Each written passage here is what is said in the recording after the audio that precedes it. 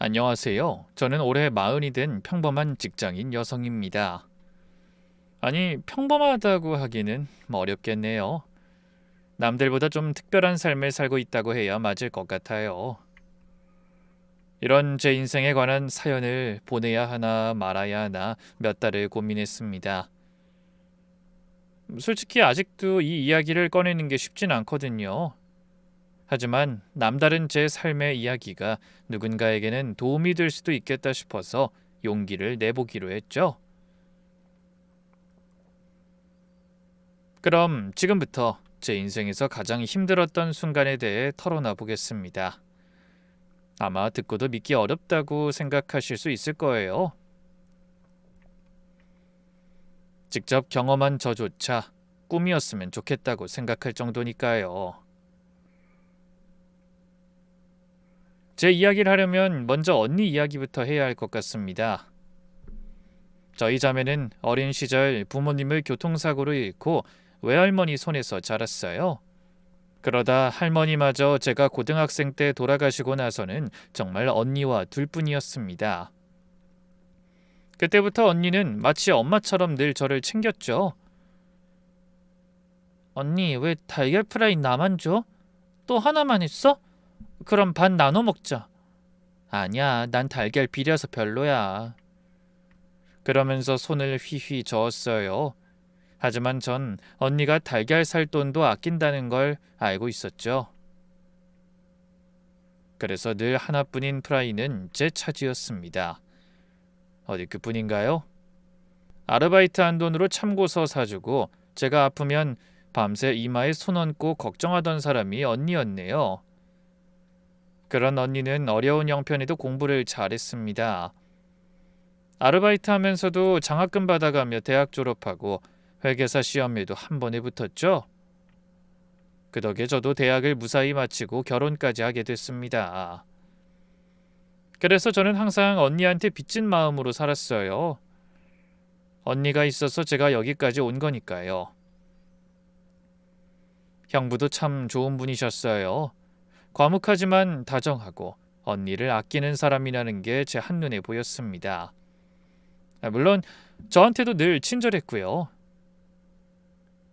외동인 형부도 결혼하기 몇 해 전 홀어머니가 돌아가셔서 외로운 처지가 저희와 비슷했습니다. 그래서인지 셋이 모이면 서로 의지가 되는 느낌이었어요. 그러다 결혼 이듬해 조카 하은이가 태어났습니다. 그날 저는 참 많이 울었어요. 언니 축하해. 고생 많았어. 항상 엄마 같던 언니가 이제 진짜 엄마가 됐구나. 하지만 그 행복은 오래가지 못했습니다. 조카가 갓 돌을 지날 무렵 형부가 사고로 세상을 떠나버린 거예요. 야근하고 돌아오던 길이었는데 빗길에 미끄러진 트럭이 형부 차를 들이받은 겁니다.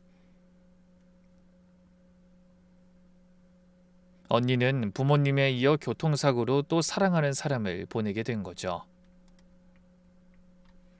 그 소식을 듣고 저는 한동안 정신을 차릴 수가 없었어요. 왜 하필 언니한테 이런 일이 생긴 걸까?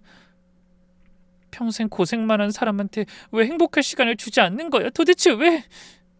저는 하늘을 원망하며 펑펑 울었지만 정작 언니는 울지 않았어요. 조카를 안고 조문객을 맞으며 차분하게 인사했습니다. 하지만 전 그게 더 마음 아팠어요. 어린 딸 앞에서 무너지지 않으려고 이 악물고 버티는 언니를 보는 게 너무 힘들었죠. 그 뒤로 3일간의 장례가 끝나고 집에 도착하니 언니가 그러더라고요. 서연아, 나 기운 낼 거야. 나한텐 하은이가 있잖아. 그 사람이 남겨준 아이를 위해서라도 정신 차리고 힘내야지. 언니는 그런 사람이었어요. 어떤 상황에서도 무너지지 않고 힘차게 앞으로 나아가는 강인한 사람이요. 저는 그런 언니가 존경스러우면서도 걱정됐지만 언닌 자신의 다짐을 지키려는 듯 일과 육아를 병행하며 열심히 살았어요. 험난한 삶에 대한 불평 한마디 없이 말이죠. 그렇게 열심히 번 돈을 허투루 쓰지 않고 형부가 남겨준 재산과 함께 차곡차곡 불려나가며 자식의 미래를 위해 최선을 다했습니다. 그렇게 시간이 흘러 어느덧 형부가 떠난 지 2년째가 됐고 하은이는 4살이 됐어요. 헌데 그맘때 오랜만에 전화한 언니의 목소리가 평소와 사뭇 달랐습니다. 뭔가 힘이 없는 것처럼 느껴지더라고요. 서연아, 나 할 말 있어. 시간 되면 집으로 좀 와줄 수 있어? 무슨 일이야? 나 오늘 좀 늦을 것 같은데 그냥 전화로 말하면 안 돼? 전화로는 좀 그래. 와서 얘기하자. 평소 같지 않은 목소리에 불안한 마음을 안고 퇴근 후 언니네로 향했습니다. 하은이는 일찍 잠들어 있었고 언니 혼자 거실에 앉아 있었죠. 그런데 언니가 절 보더니 아무 말 없이 서류 봉투 하나를 내밀었습니다. 의아한 마음에 봉투를 열어보다 그만 기절할 땐 놀라고 말았어요. 병원에서 발급된 진단서에 선명한 글씨로 위암이라고 쓰여 있는 게 보이는 겁니다. 저는 그 글자들을 몇 번이나 다시 읽었어요.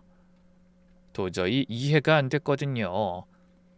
얼마 전까지만 해도 멀쩡하던 언니가 암이라니 믿을 수가 없었습니다. 언니가 암이라고? 말도 안 돼. 얼마 전까지도 건강했잖아. 그러게 말이야. 내가 너무 바쁘게 살다 보니 몰랐나 봐.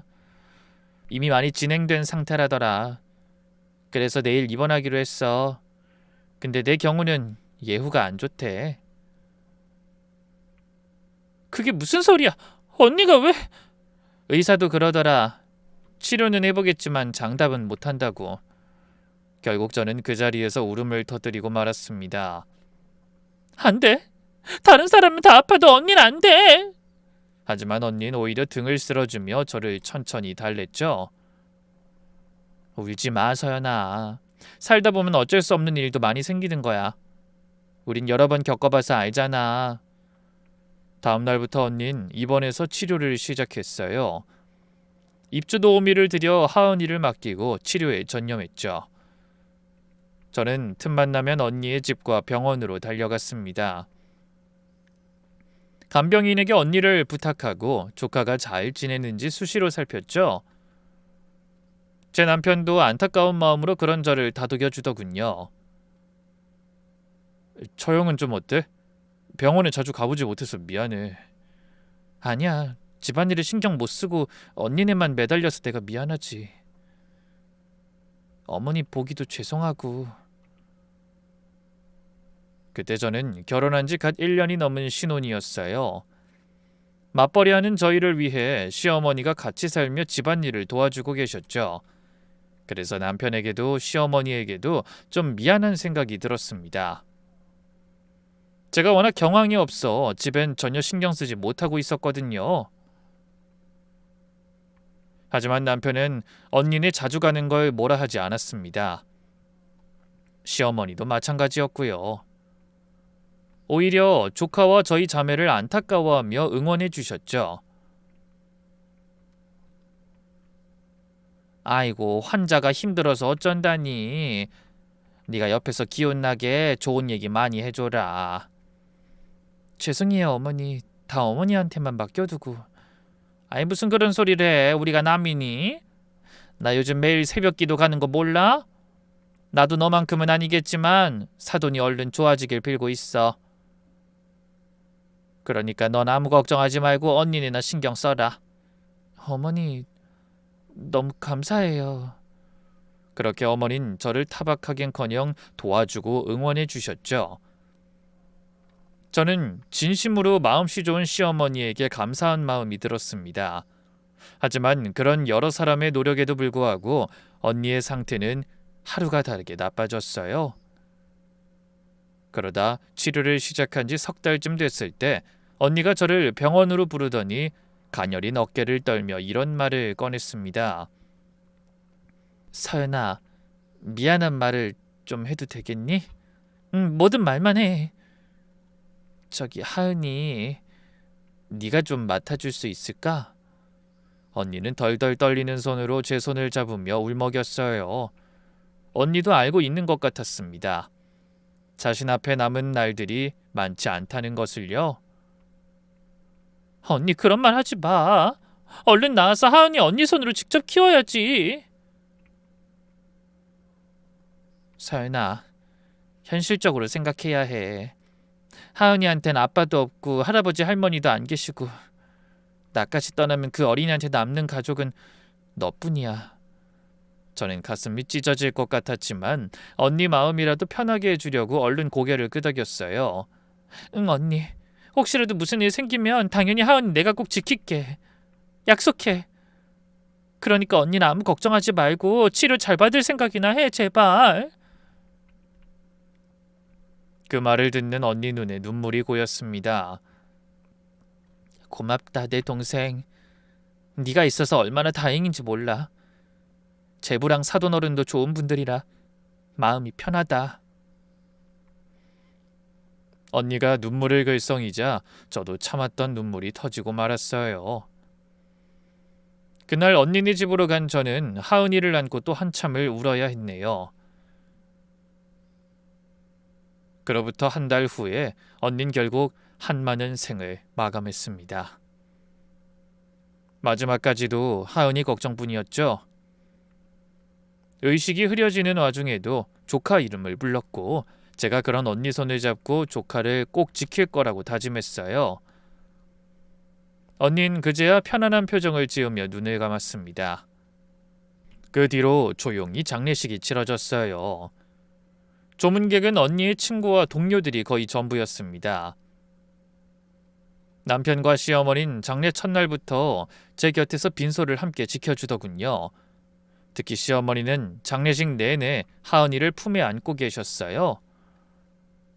제가 조문객 응대하느라 정신없을 때 하은이 밥도 챙겨주시고 잠도 재워주셨습니다. 애가 칭얼대면 달래주시고 화장실도 데려가 주시고요. 4살짜리 아이를 돌보는 게 쉽지 않으셨을 텐데 인상 한번 쓰지 않으셨네요. 그 덕에 저도 안심하고 언니를 보내줄 수 있었죠. 하지만 장례가 끝나고 집으로 돌아가는 길부터 고민이 시작됐습니다.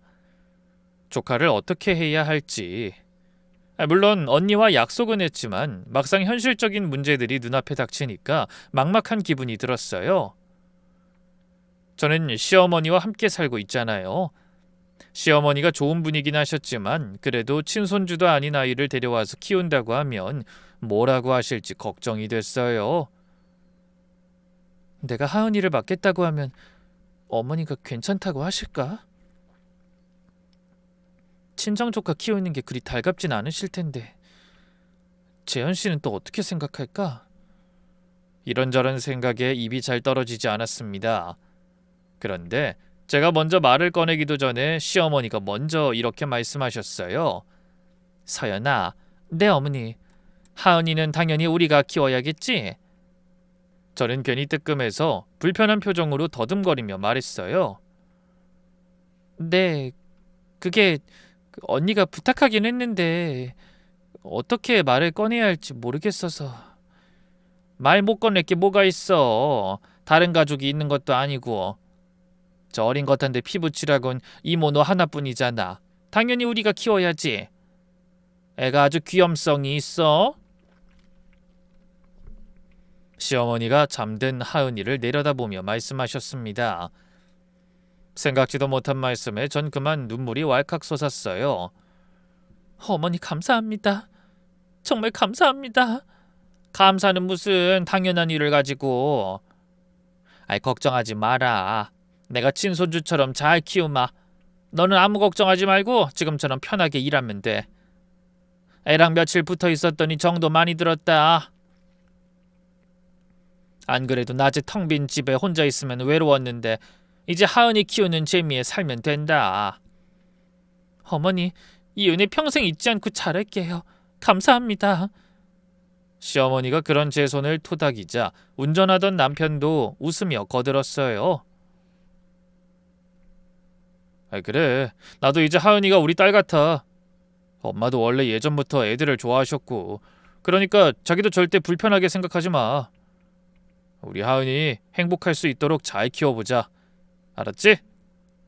그날 저는 진심으로 제가 시집을 참 잘 왔다고 생각했어요. 이렇게 좋은 시어머니와 남편을 만난 게 제 인생 최고의 행운이라고 생각했죠.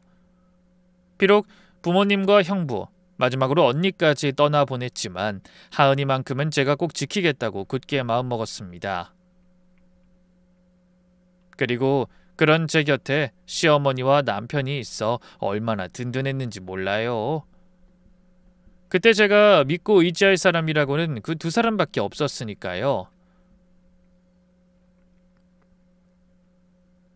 그날 밤 침대에 누워 남편이 제 어깨를 감싸며 이런 말을 해줬어요. 자기 그동안 힘들었지? 처형은 이제 좋은 곳으로 가셔서 우리를 응원하실 거야. 그리고 초년에 힘들면 말년엔 잘 산다잖아. 더는 자기 인생에 힘든 일은 없을 거야. 내가 장담해. 그래서 저도 그런 남편의 말을 믿으며 앞으론 제 인생에 또 다른 아픔이 없길 빌고 또 빌었습니다. 하지만 저의 시련이 거기서 끝이 아니라는 걸 그때는 미처 몰랐네요. 사건은 하은이가 저희와 함께 생활한 지 한 달 만에 일어났습니다. 아이가 힘들어할까봐 걱정이 많았는데 생각보다는 잘 적응했어요. 물론 처음 며칠은 엄마를 찾으며 울기도 했습니다. 밤마다 악몽을 꾸기도 했고요. 그때마다 저는 아이를 안고 토닥이며 이렇게 말했죠. 하은아, 엄마는 아주 먼 곳으로 가셨어. 근데 하늘에서 하은이를 늘 보고 계셔. 하은이가 밥 잘 먹는지 잘 자는지 다 보고 계시지? 정말? 엄마가 하은이 보고 있어? 당연하지. 그러니까 하은이가 착하고 즐겁게 지내야 엄마도 행복할 거야. 알았지? 응? 그럼 언젠가 엄마가 하은이 만나러 오기도 하나? 하은이가 잘 지내면 엄마가 꿈속으로 만나러 올 거야. 정말? 그럼 나 착하게 잘 지낼 거야. 밥도 잘 먹을 거야. 전 그런 아이를 보며 눈물을 꾹 참고 웃어줬습니다. 하은이를 걱정하는 건 저뿐만이 아니었어요. 시어머니도 정말 지극정성으로 아이를 돌봐주셨습니다. 아침마다 바쁜 저를 대신해 조카를 위한 반찬을 따로 만들어주시고 머리도 예쁘게 묶어주셨죠. 어린이집이 끝나면 아이를 데려와 같이 놀아주시는 일도 어머니의 몫이 되었습니다. 하은이도 할머니를 무척 따랐어요. 아이들은 자기를 좋아하는 사람과 싫어하는 사람을 잘 안다던 말이 떠올라 어머니가 아이에게 얼마나 잘해주시는지 다 보지 못해도 알 수 있었죠. 어머니 정말 감사해요. 어머니 아니었으면 저 정말 어쩔 뻔했나 모르겠어요. 아유, 그게 무슨 소리야. 우리 예쁜 하은이 덕분에 요즘 내가 회춘하는 것 같아. 애랑 놀다 보면 얼마나 웃을 일이 많은지 아니? 시어머니가 무릎 위에 잠들어 있는 아이의 볼을 쓰다듬으며 웃으셨습니다. 그때는 진심으로 이런 생각이 들었어요. 하은이랑 내가 어머니를 만난 건 정말 큰 복이구나. 하늘이 우리한테서 언니를 데려갔지만 어머니를 보내주신 건 정말 감사해. 그러다 하루는 회사에서 일하고 있는데 시어머니에게서 전화가 걸려왔습니다. 아마 일상적인 전화겠거니 생각하며 대수롭지 않게 받았죠. 그런데 전화기 너머로 어머니의 울음 섞인 목소리가 들려오자 갑자기 등골이 서늘해지는 기분이 들었어요. 여보세요? 어머니? 어머니 왜 그러세요? 서연아, 큰일 났어. 하은이가 없어졌다. 그 말씀 한마디에 심장이 멎는 줄 알았습니다. 네? 그게 무슨 말씀이세요? 하은이가 어딜 가요? 제 물음에 어머니가 울먹거리며 말씀하셨어요. 그게 놀이터에서 숨바꼭질하다가 잠깐 눈을 뗀 사이에 애가 갑자기 사라졌어. 지금 내가 여기저기 다 찾아봤는데 아무 데도 없다. 어머니 잠깐만요. 제가 지금 바로 갈게요. 경찰은요? 경찰 부르셨어요? 아니, 아직 안 불렀어. 내가 뭘 어떻게 해야 할지 모르겠어서 그냥 뛰어만 다녔어. 이를 어쩌니? 서연아, 우리 하은이 어쩌니? 어머니, 지금 정확히 어디 계신 거예요? 제가 경찰 부를게요. 어느 놀이터에 계신 거예요? 그렇게 통화하는 동시에 저는 미친 듯이 회사를 뛰쳐나와 택시를 잡아타고 동네 놀이터로 향했습니다. 차 안에서 손이 덜덜 떨려 혼났어요. 하은이가 없어졌다니. 너무 날벼락 같은 말이라 정신이 없었습니다. 잠시 후 놀이터에 도착하자 시어머니가 사색이 된 얼굴로 주변을 헤매고 계셨습니다. 곧 쓰러질 것처럼 숨이 턱까지 차올라 헐떡거리고 계셨어요. 어머니, 서연아, 이를 어쩜 좋니? 내가 애를 잃어버렸어. 제 신고받고 도착한 경찰도 주변을 샅샅이 뒤지고 있는 것 같더군요. 저도 미친 듯이 소리를 지르며 조카를 찾았습니다. 놀이터 구석구석, 화단 뒤, 벤치 및 근처 골목까지 돌며 아이 이름을 목이 터질 듯이 불렀습니다. 하지만 조카는 어디에서도 보이지 않았어요. 어머니, 이게 도대체 어떻게 된 거예요?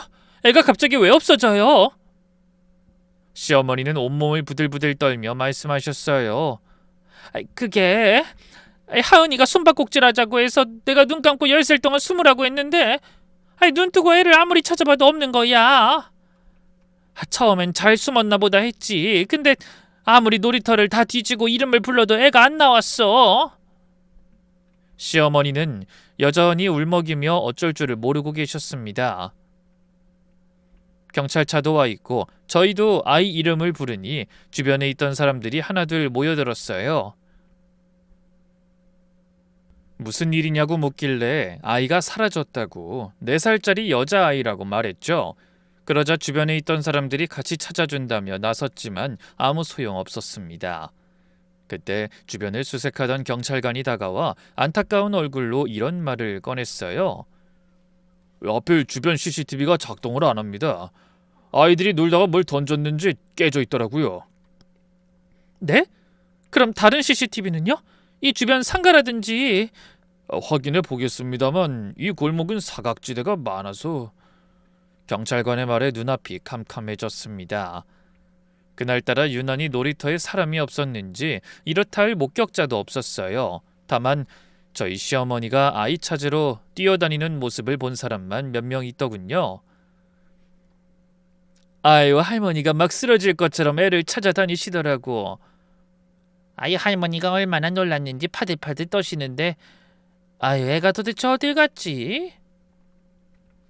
그런 증언만 이어졌습니다. 저도 놀랐지만 어머니도 걱정돼 남편이라도 빨리 와주길 바랬는데 하필 그날 남편이 지방으로 외근을 나갔다고 하더라고요. 서연아, 하은이 찾았어? 아니, 경찰들도 다 찾고 있는데 아직 못 찾았어. 나 거래처 미팅 중에 그냥 나왔어. 바로 올라가고 있으니까 조금만 기다려.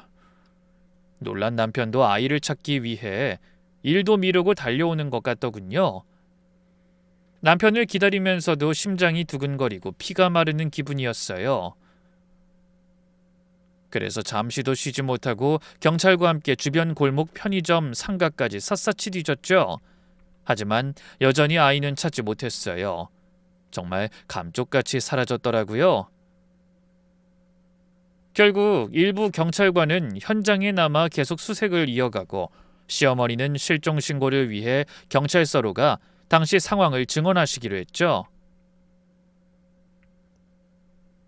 저도 얼굴이 허옇게 질린 시어머니를 혼자 보낼 수 없어 경찰차에 함께 타고 이동했습니다. 그로부터 1시간쯤 지났을 때 남편도 경찰서로 왔어요. 남편 역시 놀라서 어쩔 줄 모르는 모습이더군요. 서연아, 이게 다 어떻게 된 거야? 하은이 아직 못 찾은 거야? 응, 아무리 찾아도 없어. 재현씨, 나 어떡해? 저는 남편 품에 안겨 울음을 터뜨렸고 남편은 그런 제 등을 토닥여줬어요. 괜찮아, 경찰이 수색하고 있다며. 분명히 찾을 수 있을 거야. 걱정하지 마. 남편이 경찰서 의자에 앉아 숨을 몰아쉬는 시어머니께 다가가 물었습니다. 엄마, 도대체 어떻게 된 거예요? 애한테서 왜 눈을 뗀 거예요? 숨바꼭질 한다고. 내가 눈 감고 열흘 동안 숨으라 했는데 눈 뜨니까 없어진 거야. 나도 어떻게 된 건지 모르겠다 정말. 4살짜리가 얼마나 멀리 갔겠어요. 근처에 있을 거 아니에요. 바로 경찰에 신고를 하셨어야죠. 너무 정신이 없어서. 설마 이렇게까지 안 나올 줄 몰랐지. 어디 숨어 있다가 잠들었을까봐 동네만 다 뒤지고 다녔다. 아니, 그 조그만 애가 대체 어딜 간 거야? 엄마, 애를 그렇게 허술하게 보면 어떡해요? 시어머니는 여전히 울먹이고 계셨지만 남편은 그런 어머니에게 자꾸만 언성을 높이며 윽박질렀어요. 그래서 저까지 시어머니를 탓할 수가 없었습니다. 숨바꼭질하다 잠깐 눈 뗀 사이에 사라진 거라면 누구라도 막을 수 없었을 거라는 생각도 들었고요. 그 뒤로 저는 제대로 밥을 먹지도 잠을 잘 수도 없었어요. 누가 애를 데려간 거면 어쩌지? 일부러 숨겨놓은 거면 경찰도 찾기가 쉽지 않을 텐데. 생각만 해도 아찔했습니다. 경찰에서 실종 신고를 접수하고 수사를 시작했지만 별다른 진전이 없었어요. 놀이터에 있던 CCTV는 망가져 있었고 다른 CCTV에서도 아이 모습은 찾을 수 없었죠. 목격자도 없고 단서도 하나 나오지 않았습니다. 회사도 못 가고 미친 듯이 아이만 찾아다니는 제 머릿속에 상상하기도 싫은 생각들만 맴돌았어요. 저도 저지만 시어머니도 그날 이후로 눈에 띄게 수척해지셨습니다. 밥도 제대로 못 드시고 너무나 괴로워하며 자책하셨거든요. 내가 잘못했다. 내가 애를 좀 더 잘 봐야 했는데. 저는 기운 없는 와중에도 그런 시어머니를 달래야 했죠. 어머니 잘못이 아니에요. 집 앞 놀이터에서 이런 일이 생길 줄 누가 알았겠어요. 그래도 내가. 시어머니가 눈물을 흘리며 괴로워하시는 모습을 보며 저는 더욱 마음이 아팠죠. 하은이도 걱정되고 시어머니도 걱정되고 그냥 온 집안에 먹구름이 낀 것 같았습니다. 저는 종일 마음속으로 기도했어요. 언니, 내가 잘못했어. 하은이를 지켜주기로 하고 일한다는 핑계로 나이 드신 시어머니한테만 아이를 맡겨놨어. 나 이번에 하은이 찾으면 진짜 열심히 돌볼게. 그러니까 제발 하은이 좀 찾게 도와줘. 부탁이야, 언니. 하지만 아무리 애타게 기다려도 조카는 돌아오지 않았어요. 그렇게 애가 없어진 지 일주일이 지나고 한 달이 지나고 결국 석 달이라는 시간이 흘렀습니다. 그래도 하은이 나타나지 않고 제 가슴만 시커멓게 타들어갔죠. 아이를 찾기 위해 저는 회사도 그만뒀어요. 경찰에서도 시원한 소식을 전해주지 못하니 가만히 있을 수가 없더라고요. 그래서 직접 전단을 만들어서 거리로 나갔습니다. 아이 사진을 넣고 인상착의와 연락처를 적어 지하철역, 버스 정류장, 마트 앞, 공원 어디든 찾아가 수백 장을 뿌렸어요. 혹시 이 아이 보신 적 있으세요? 석 달 전에 실종됐어요. 제발 애 얼굴 좀 자세히 봐주세요. 4살짜리 아이예요. 실종 당시에는 노란색 원피스를 입고 있었고 분홍색 운동화에. 그러다 울어버리길 반복했죠. 너무나 막막하고 가슴이 아파 미칠 것 같았습니다. 매일 발이 부르트도록 걷고 또 걸었어요. 밤에는 인터넷 실종 아동 홈페이지에 글을 올리고 관련 글을 검색하며 정보를 구했습니다. 시어머니는 그런 저를 묵묵히 지켜보며 도와주셨어요. 같이 전단을 돌려주시고 제가 지치지 않도록 열심히 끼니를 챙겨주셨죠. 서연아, 밥은 제대로 먹어야지. 이러다 네가 쓰러지면 하은이 누가 찾니? 남편도 퇴근 후나 주말엔 늘 곁에서 함께했습니다. 그렇게 가족 모두가 하은이를 찾기 위해 매달렸네요. 그런 노력에도 불구하고 아이는 나타나지 않았습니다. 저는 점점 지쳐가는 걸 느꼈어요. 잠을 제대로 못 자니까 눈이 퀭해지고 입맛도 없어서 살이 쪽쪽 빠졌죠. 무엇보다 무거운 죄책감이 절 짓눌렀어요. 그러던 어느 날이었습니다. 점심시간이 막 지나 휴대폰이 울렸어요. 모르는 번호였지만 전 얼른 전화를 받았죠. 전단을 돌리고 난 후부터 그런 전화가 종종 왔거든요. 다 잘못된 제보였지만 저는 모든 전화를 다 받았습니다. 혹시라도 하은이 소식을 들을지 모른다는 희망을 버릴 수 없었으니까요. 그날도 마찬가지였죠. 여보세요? 저기 혹시 하은이 찾는 분 맞으세요? 전담 보고 연락드렸어요. 심장이 쿵 내려앉았습니다. 네, 맞아요. 혹시 하은이 보셨어요? 확실하진 않은데요. 제가 인천에 있는 보육원에 봉사활동하러 갔다가 이 전단 속 아이랑 비슷한 애를 본 것 같거든요. 진짜요? 인천 어디요? 어느 보육원이에요? 매번 실망하면서도 떨리는 마음은 어쩔 수 없었어요. 저는 제보자에게서 받은 주소를 바라보다 문득 생각했습니다. 여기서 인천까지 대중교통으로 가려면 저기 2시간은 넘게 걸릴 텐데 차로 가면 1시간이면 가겠지? 그러면서 시어머니를 바라봤습니다. 저희 차는 남편이 출퇴근용으로 사용하고 대신 어머니의 경차가 주차장에 그대로 주차돼 있었죠. 하지만 어머닌 조금 전 점심을 드시고 소파에서 잠이 드셔서 깨우기가 망설여졌어요. 그맘때 저를 도와 아이를 찾으러 다니느라 많이 피곤해 보이셨거든요. 저는 결국 어머니를 깨우지 않고 몰래 차를 빌려 쓰는 걸로 결론 내렸습니다. 시어머니는 인자하신 분이니 분명 이해해 주실 거라고 생각했네요. 아이에 관한 급한 제보가 와서 어쩔 수 없었다고 하면 잘했다고 하실 게 분명하다고도 생각했습니다. 그래서 망설임 없이 신발장 위에 놓인 시어머니의 차키를 들고 집을 나서 인천으로 향했습니다. 그리고 간절한 마음으로 빌었어요. 제발 이번엔 진짜 하은이에게 제발. 하지만 그곳에서 만난 아이도 하은이가 아니었어요. 역시 허탕을 친 거죠. 생김새는 비슷했지만 분명 제 사랑스러운 조카 하은이는 아니었습니다. 이 아이는 아니네요. 제 떨리는 목소리에 아이를 보여주신 보육원 원장님도 아쉬운 얼굴로 대답하셨어요. 아유, 그래요? 아유, 안타깝네요. 제발 꼭 조카분 찾으시길 저도 기도할게요. 네, 정말 감사합니다. 돌아서는 발걸음은 천근만근이었지만 잘못된 제보라도 연락해 주시는 분이 계시다는 걸 감사하자며 저 자신을 달랬습니다. 그렇게 계속 연락받고 찾아다니다 보면 언젠간 정말 제 조카를 찾을 거라고 그렇게 생각하기로 했죠. 하지만 차에 올라타니 참았던 눈물이 터지고 말았습니다. 그래서 한참을 울다 간신히 감정을 다스리고 다시 운전대를 잡았지만 운전에 제대로 집중하기가 힘들었던 모양이에요.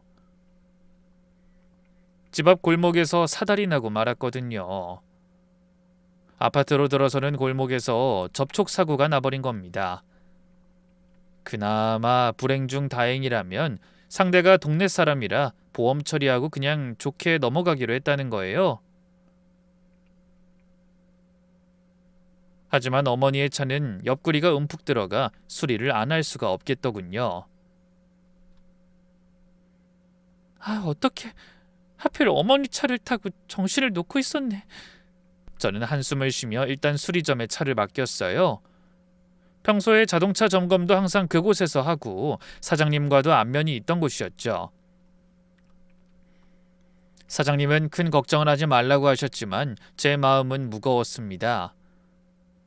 어머님께 사고 냈다는 말씀을 드리려니 한숨이 먼저 나오더라고요. 물론 인자하신 분이라 이해는 해주실 것 같았지만 그래도 말없이 차를 가져가 사고까지 낸 상황이 마음 편치 않았습니다. 잠시 후 집으로 돌아가 현관에 들어서니 어머니가 주방에서 나오며 물으셨어요. 너 말도 없이 어딜 다녀오니? 전화해도 안 받고. 아, 죄송해요. 일이 좀 있어서. 그래? 근데 너 혹시 내 차 키 못 봤니? 아, 마트에 가려고 아무리 찾아도 안 보이는 거야. 내가 어디 딴 데 두고 못 찾나? 그 말씀에 제가 머뭇거리며 말했습니다. 어머니, 그게 사실 차 제가 좀 썼어요. 뭐라고? 네가? 네, 죄송해요. 어머님 주무시는데 하은이를 인천에서 봤다는 전화가 와서 급하게 가느라 말씀을 못 드렸어요. 헌데 잘 이해해 주실 거라고 생각했던 제 예상과는 다르게 그 말을 들은 어머니의 얼굴이 단박에 어두워지는 게 보였습니다. 그러더니 평소답지 않게 노여운 얼굴로 말씀하셨어요. 뭐야? 너 왜 말도 없이 남의 차를 마음대로 가져가니? 세상 어느 며느리가 간도 크게 시어머니 차에 몰래 손을 대? 네? 아, 죄송해요. 너무 급해서. 아무리 급해도 그렇지. 넌 기본적인 예의도 몰라? 그래서 차는 제자리에 갖다 놓은 거야? 순간 너무 당황했어요. 차를 가져간 것만으로 저렇게 불같이 화를 내시는데 사고까지 냈다고 말하려니 심장이 두근거리더라고요. 하지만 이미 일어난 일이니 사실대로 말씀드리고 어떻게든 마음을 풀어드려야 한다고 생각했습니다. 저기 어머니 죄송한데 제가 접촉사고를 좀 냈어요. 그 말 한마디에 평소에 늘 온화하시던 어머니의 눈빛이 싸늘해지시더니 갑자기 언성을 높이셨습니다. 뭐? 그래서 지금 차는 어디 있는데? 어머니는 화를 참지 못하고 목소리까지 떨고 계셨죠. 시어머니가 그렇게 화내시는 건 처음 보는 것 같았어요. 어머니 죄송해요. 제가 급해서 어쩔 수가 없었어요. 누가 그딴 말 듣고 싶다고 했니? 어서 가서 내 차나 찾아오란 말이야. 아직 수리가 덜 됐을 거예요. 내일 오후에나 찾으러 오라고 했는데. 됐어. 고장났어도 상관없으니까 당장 그냥 찾아와. 생각지도 못한 시어머니의 반응에 저는 그대로 얼어버렸습니다. 솔직히 왜 그렇게까지 화를 내시는 건지 이해가 안 될 지경이었어요. 물론 몰래 차를 쓴 건 제 잘못이지만 그럴 문제까지는 아니라고 생각했거든요. 하지만 일단 잘못은 제가 한 거고 차에 유난히 애정을 쏟는 사람도 있다는 말을 들은 것 같아 거듭 사과드린 후 다시 집을 나섰네요. 죄송해요 어머니. 지금 바로 가서 다시 가져올게요. 허둥지둥 수리점으로 향하면서도 여전히 이상한 기분을 떨칠 수가 없었습니다. 어머니가 차를 그렇게 아끼시는 줄 몰랐네. 그냥 마트 갈 때만 가끔 이용하시는 거 아니었나? 머릿속에 물음표가 떠올랐지만 그때는 차를 가지러 가는 게 급해 그냥 발걸음을 재촉했습니다. 그런데 수리점에 도착하자 또 생각지 못한 상황이 절 기다리고 있었어요. 사장님이 심각한 표정으로 이런 말씀을 꺼내신 겁니다. 안 그래도 전화 드리려고 했는데 저랑 잠깐 얘기 좀 하시죠. 그런 말씀을 하는 사장님의 표정이 뭔가 심상치 않았습니다. 평소에는 늘 밝게 웃으시던 분인데 그날은 얼굴이 딱딱하게 굳어 있었어요. 뭔가 심각한 일이 생긴 게 분명했죠. 사장님 무슨 일이에요? 차에 문제가 많이 생긴 거예요? 그런 게 아니라 사모님 그 블랙박스 좀 확인해 보세요. 네? 아니 블랙박스는 왜요? 저는 뜬금없는 사장님의 말씀에 놀라며 물었죠. 그게 좀 이상한 게 있어서요. 일단 이리 좀 와보세요. 그러더니 사장님이 저를 차로 안내한 뒤 운전석에 달린 블랙박스를 조작하며 말씀하셨어요. 제가 사고 영상을 확인할 수 있을까 해서 블랙박스를 살펴봤어요. 혹시 차 옆구리 말고 다른 곳에도 충격이 있었는지 확인해서 더 정확히 수리해 드리려고요. 그런데 사장님이 말끝을 흐리더니 심호흡을 다시 말을 이어가셨죠. 일단 보시죠. 제가 말로 설명하기가 좀... 그 말의 끝으로 블랙박스에서 영상이 재생되자 화면에 며칠 전 날짜가 나오고 누군가와 통화하는 시어머니의 목소리가 들려왔어요. 처음에는 별 생각 없이 기다렸습니다. 시어머니가 통화하시는 게 왜 이상하다는 건지 모르겠더라고요. 그런데 통화 내용이 귀에 들어오기 시작하며 온몸이 얼어붙었습니다. 어머니는 심각한 목소리로 누군가에게 화를 내고 계셨어요. 그러니까 자꾸 그런 소리 하지 말라고 몇 번을 말해! 이미 벌어진 일이야! 어머니의 목소리가 평소와는 확연하게 달랐습니다. 날카롭다 못해 너무나 차갑더라고요. 그 애는 이모 아니면 어차피 보육원에 갈 아이였어. 그냥 눈 한번 딱 감고 잊으면 그만이란 말이야. 그 알 수 없는 말에 갑자기 제 심장이 쿵쿵 뛰기 시작했습니다. 자꾸 마음 약한 소리 해봐야 소용없다니까. 제발 사사로운 정에 이끌리지 말고 정신 차려. 괜히 입 잘못 놀렸다가 다 틀어지면 어떡하려고 그래. 그러다 누군가 아는 사람을 만났는지 어머니가 급하게 전화를 끊어버리셨죠. 저는 그만 그 자리에 얼어붙고 말았습니다. 머릿속이 하얘지고 제가 지금 무슨 말을 들었는지 정신을 차릴 수가 없었어요. 그때 수리점 사장님이 걱정스러운 얼굴로 말씀하셨죠.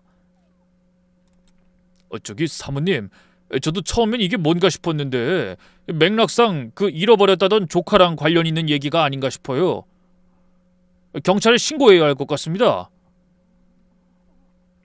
조카가 사라질 당시 동네를 이잡듯이 몇 번이나 찾고 다녔으니 하은이가 실종된 걸 모르는 사람이 없었죠. 사장님도 그 사실을 알고 통화 내용이 심상치 않으니 저에게 보여주신 게 틀림없었어요. 잠시 넋을 놓았던 저는 퍼뜩 정신을 차리고 물었습니다. 사장님이 듣기에도 그런 것 같죠? 아이 얘기를 하는 게 틀림없는 것 같죠? 제가 터져 나오려는 울음을 간신히 참으며 묻자 사장님이 고개를 끄덕이셨어요. 그제야 저는 시어머니가 평소와 달랐던 이유를 알게 됐습니다. 제가 차를 썼다는 사실을 알자 자신이 그 안에서 나눈 의미심장한 대화들이 떠올라 당황했던 게 아닌가 싶더라고요. 그 길로 저는 블랙박스를 손에 쥔 채 경찰서로 가서 조카 실종 사건을 맡고 있는 담당 형사를 만났습니다. 형사는 헐레벌떡 달려와 절 보며 놀라서 물었죠. 무슨 일이세요? 하은이에 대해서 새로운 제보라도 있나요? 아니 그런 게 아니고요. 형사님, 이것 좀 봐주세요. 저는 통째로 뜯어온 블랙박스를 형사 앞에 내밀었어요. 형사는 눈을 동그랗게 뜨고 그 블랙박스를 조작해 컴퓨터에 연결해 영상을 재생하더군요. 그리고 영상이 끝나자 굳은 얼굴로 물었습니다. 그러니까 이게 시어머니 본 차량 블랙박스란 말이죠? 네. 오늘 자동차 수리 맡겼다가 수리점 사장님이 발견하셨어요. 형사가 영상을 몇 번이고 반복해서 확인한 뒤 이렇게 말했습니다. 이 통화 상대방이 누군지 확인해보죠. 통화 기록 조회하면 나올 겁니다. 형사님, 저희 시어머니가 설마... 아직 단정짓긴 이릅니다. 하지만 이 영상 내용이 사실이라면 아이 실종과 무관하지 않을 것 같네요. 그 말에 저는 쓰러지듯 의자에 주저앉고 말았어요. 설마 어머니가... 설마... 형사는 바쁘게 움직이며 시어머니의 휴대폰 통화 기록을 조회하고 그날 통화 상대방을 확인했어요. 결과는 생각보다 금방 나왔습니다. 통화 상대방 확인됐습니다. 네? 그게 누구예요? 하지만 상대를 알아냈다고 하던 형사가 금방 말을 하지 못하고 망설이는 게 느껴졌어요. 저는 마음이 조급해져서 재차 물었죠. 왜 그러세요? 누군데요? 시어머니한테 공범이 있는 거죠? 그게 남편분입니다. 네? 지금 뭐라고 하셨어요? 블랙박스에 녹화된 그 시간 시어머니와 통화한 상대방은 남편분입니다. 말도 안 돼요. 그 사람이 하은이 실종되고 얼마나 마음 아파했는데 주말에도 쉬지 못하고 전단도 같이 돌리고 지방에 아이 찾으러도 같이 갔다고요. 하지만 형사는 확신에 찬 얼굴로 이런 말을 덧붙였어요. 혹시나 하고 아이가 실종되던 날 남편분의 동선을 확인해봤어요. 하필 그날 회사에 휴가를 냈더군요. 몸이 안 좋다고. 네? 그럴 리가. 그날 남편은 지방에서 미팅 중이라고 했어요. 그래서 전화를 받고도 한참 후에야. 확실합니다. 그날 남편분은 휴가를 내셨어요. 저희가 직접 회사에 전화해서 확인한 일입니다. 머릿속이 빙빙 돌았습니다. 아무리 생각해도 그날 남편이 출근한다고 평소처럼 나갔던 기억만 떠올랐어요. 제가 하은이 실종 소식 듣고 전화했을 때도 외근 중이라고 했고 2시간이나 지나서 경찰서로 왔고요. 저는 멍한 얼굴로 경찰을 향해 물었습니다. 그럼 그날 제 남편은 외근이라고 하고 대체 어디 있었다는 말씀이세요? 그걸 확인하고 있습니다. 그날 아파트 주차장에 설치된 카메라부터 차량의 움직임을 파악하는 중입니다. 그리고 시어머니와 남편분을 소환해서 조사해야 할 것 같습니다. 하지만 저는 입을 떡 벌린 채 아무 말도 못했어요. 뭐가 어떻게 돌아가는 건지 하나도 모르겠더라고요. 그 뒤로 경찰이 시어머니와 남편을 연행해 조사를 시작했습니다. 저는 경찰서 한쪽에 앉아서 손에 땀을 쥐며 기다렸어요. 그리고 얼마나 지났을까요? 형사가 절 부르더니 조사실 옆으로 안내하며 말했습니다. 2사람 다 자백했습니다. 그 말에 저는 그만 그 자리에서 무릎이 꺾여 넘어질 뻔했어요. 형사가 재빨리 절 부축하며 의자에 앉혔죠. 저는 떨리는 가슴을 진정시키기 위해 노력하며 물었습니다. 자백이라뇨? 그게 무슨... 2사람이 아이를 유기한 겁니다. 시어머니와 남편 박재현이 공모해서요. 형사의 말이 귓가에 맴돌았지만 언뜻 이해되진 않았습니다. 그러다 문득 떠오르는 게 있어 다급하게 물었네요. 하은이는요? 하은이는 어디 있대요? 경북의 한 보육원 앞에 놓고 왔답니다. 거기 벤치에 잠든 아이를 두고 왔다고 하더군요. 뭐라고요? 경북이요? 아니 그 먼 데까지... 아무리 들어도 믿을 수가 없었어요. 아니 믿고 싶지 않았습니다. 대체 아무 죄도 없는 어린이를 왜 그 멀리까지 데려가서 버린 건지 이해할 수가 없었죠. 그때 조사실 문이 열리더니 수갑을 찬 남편이 형사에게 이끌려 나왔어요. 저와 눈이 마주치자 얼굴이 새하얗게 질리더군요. 서연아. 저는 벌떡 일어나서 남편 앞으로 다가가 팔을 붙잡으며 물었어요. 이게 다 무슨 일이야? 정말 당신이 그랬어? 하은이를 당신이 버린 거야? 남편은 대답하지 못하고 고개를 떨궜습니다. 하지만 그 모습을 보는 순간 전 깨달았어요. 경찰이 한 말이 사실이구나. 이 남자가 하은이를 내다 버린 거야. 그 순간 제 안에서 마지막까지 놓지 못하던 남편에 대한 믿음이 끊어져 버렸죠. 저는 눈물로 범벅이 된 얼굴로 외쳤어요.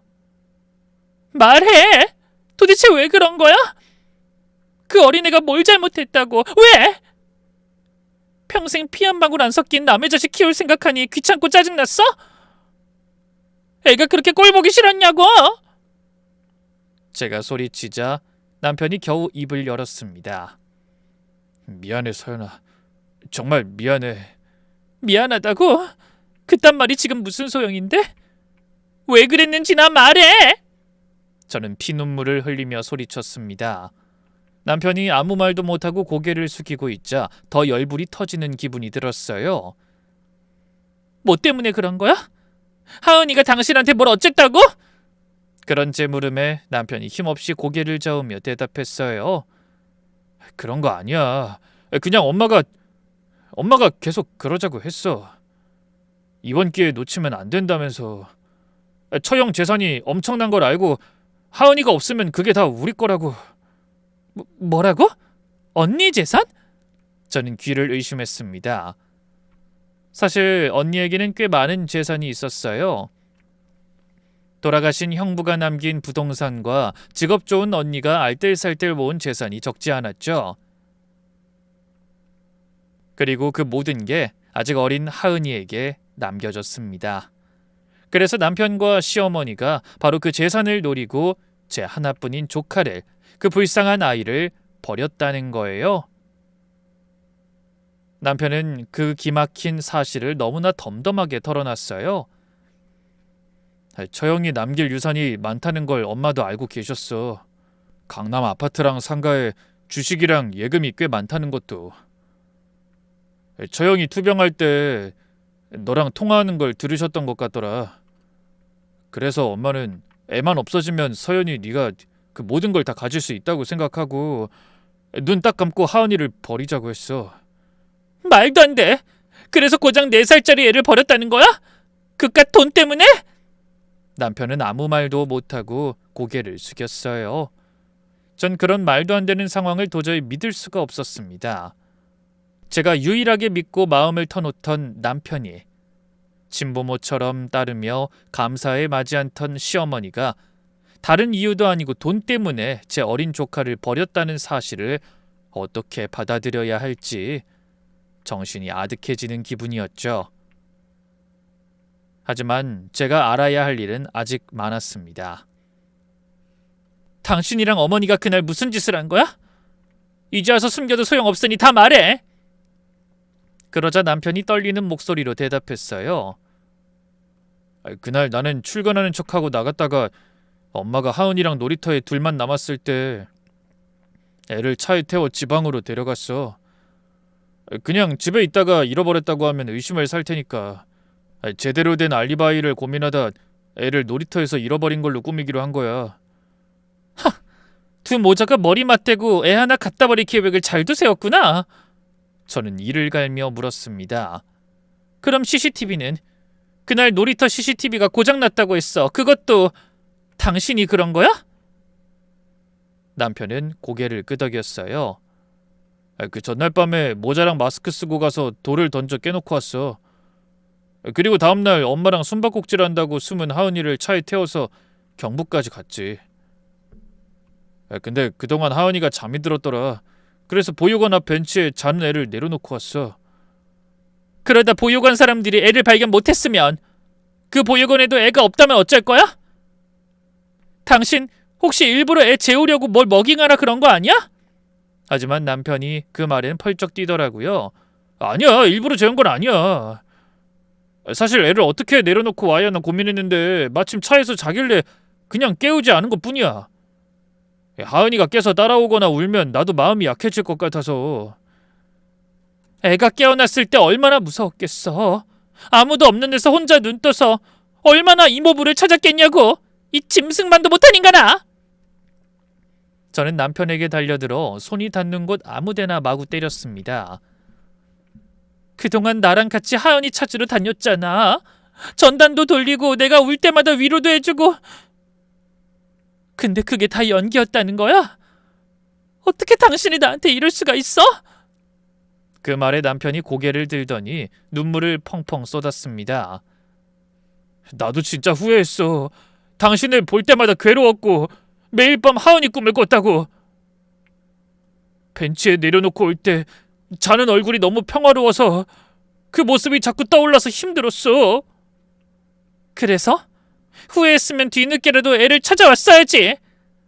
3달 동안 기회가 얼마나 많았는데. 엄마가 이미 엎질러진 물이라고 했어.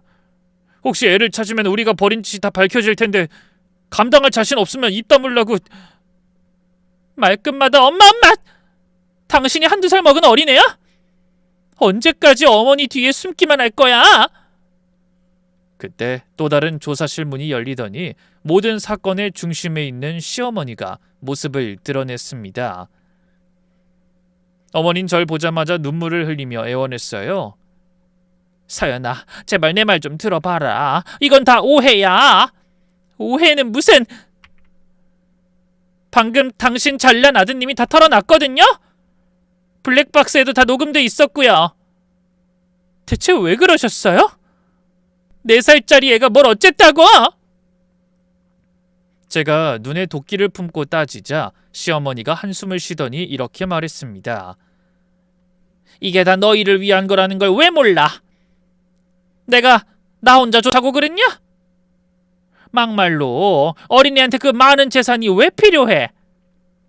당연히 애 봐주는 우리한테 넘어와야 하는 게 맞지. 그런데 법적으로 그게 아니라잖아. 하은이만 없으면 네가 유일한 언니의 상속인인데 그 애 때문에 마음대로 아무것도 할 수 없는 거잖아. 너무나 당당한 시어머니의 모습에 저는 또 말문이 막혀버렸습니다. 하지만 어머니는 조금도 후회하지 않는다는 듯이 눈을 빛내며 계속 말했어요.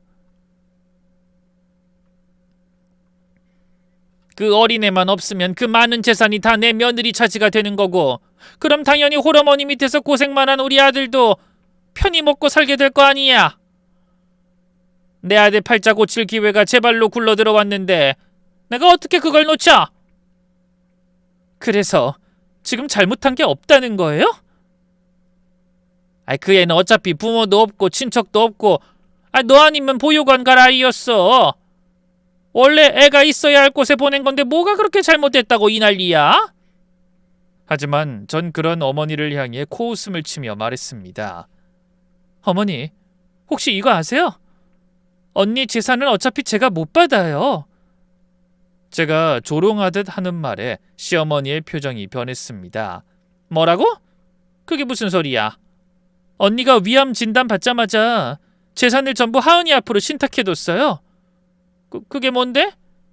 하은이가 성인이 될 때까지 양육자한테 매달 300만 원씩 양육비만 지급되고 나머진 애가 크면 본인이 직접 관리하게 되어 있었다고요. 근데 중요한 건 만약 애가 성인이 되기 전에 무슨 일 생기면 그 돈은 그대로 보육원이랑 사회단체에 기부되도록 계약되어 있었어요. 아니 그게 무슨 소리야? 무슨 소리긴요? 하은이가 없다고 해도 제가 받을 수 있는 돈은 한 푼도 없었다는 뜻이죠. 전 처음부터 다 알고 있었어요. 언니가 처음 아픈 걸 알게 됐을 때 저한테 연락해서 상의했거든요. 전 언니의 뜻에 전적으로 동의했고요.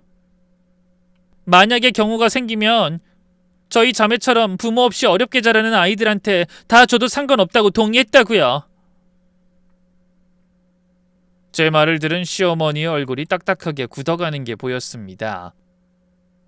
어머니가 그렇게 탐내시던 그 돈 하은이가 없어진다고 해서 제가 받은 게 아니었다고요. 그러니까 어머니가 한 짓은 그냥 아무 의미 없는 짓이었어요. 오히려 애 키우면서 매달 양육비로 지급되는 300만 원이라도 받는 게 현명했을 텐데 전 당연히 그 돈을 전부 어머니께 드릴 생각이었거든요. 어머니가 하은이를 진심으로 아끼며 돌봐주신다고 생각했으니까. 그 말을 들은 시어머니가 멍하니 절 바라보다 힘없이 중얼거렸어요. 그럴 리가 없어. 다 끝났어요. 그 망할 욕심 때문에 어머닌 돈도 잃고 명예도 잃은 거예요. 그 말의 끝으로 저는 뒤돌아섰습니다. 뒤에서 두 모자가 뭐라고 떠들어대며 우는 소리가 들렸지만 신경 쓰지 않았어요. 빨리 조카를 데리러 가야 한다는 생각에 마음이 바빴거든요. 그 뒤로 저는 경찰의 협조를 받아 무사히 조카를 만나게 됐어요. 다행히 조카는 남편이 버린 보육원 사람들에게 발견돼 안전하게 보호받고 있었죠. 석 달 만에 만난 아이는 펑펑 울며 이렇게 말했습니다. 이모, 왜 이렇게 숨바꼭질을 오래 한 거야? 이모가 하은이 못 찾을까봐 무서웠어. 그래 미안해 하은아. 이모가 늦어서 정말 미안해. 이제 다신 늦지 않을게. 어디 가지 않고 이모 기다려줘서 고마워 하은아. 그렇게 아이와 제가 눈물의 재회를 하고 얼마 후 남편과 시어머니는 오랜 재판 끝에 아동 유기죄가 인정되어 각각 징역 3년과 2년 6개월의 실형을 선고받았습니다. 어리석은 욕심이 결국 인생을 나락으로 떨어뜨린 거죠. 그 뒤로 당연히 저는 남편과 이혼했어요. 그 절차 도중 마주하게 된 남편은 또 말도 안 되는 핑계를 대며 어떻게든 용서받으려 했지만 어림없는 수작이었죠. 고작 돈 때문에 아이에게 그런 짓을 할 수 있는 사람이라면 나중에 저에겐 얼마든지 더 심한 짓을 할 수 있다는 건 불보듯 뻔한 일이었으니까요. 그런 일이 있고 벌써 1년이라는 시간이 흘렀습니다. 이제 5살이 된 하은이는 어엿한 유치원생이 되어 언니의 기일에 저와 함께 봉환당에 다녀왔네요. 아이가 언니의 사진을 바라보더니 밝게 웃으며 말했습니다. 엄마, 하은이 이모랑 행복하게 잘 살고 있어. 그러니까 오늘 밤엔 하은이 보러 꼭 꿈에 놀러 와야 해. 저는 손등으로 눈물을 닦으며 조카의 머리를 쓰다듬어 주었어요. 그리고 고사리 같은 손을 잡으며 마음속으로 언니를 향해 말했습니다. 언니, 하은이 찾게 해줘서 고마워. 나 다시는 이 손 놓지 않을게. 이제 아무 걱정하지 말고 편히 쉬어. 그리고 활짝 웃으며 다음을 기약하고 돌아섰죠. 노을이 아이와 둘이 손을 맞잡고 걸어가는 길을 아름답게 비춰줬습니다. 여러분도 힘든 길을 돌아 다시 만난 저와 조카의 앞날에 행복과 기쁨만 가득하길 기원해 주시겠어요? 그럼 오늘도 긴 사연에 함께해 주신 분들에게 감사의 인사를 전하며 저는 이만 물러가겠습니다. 부디 건강과 축복이 함께하는 하루 보내시길 바랍니다. 감사합니다.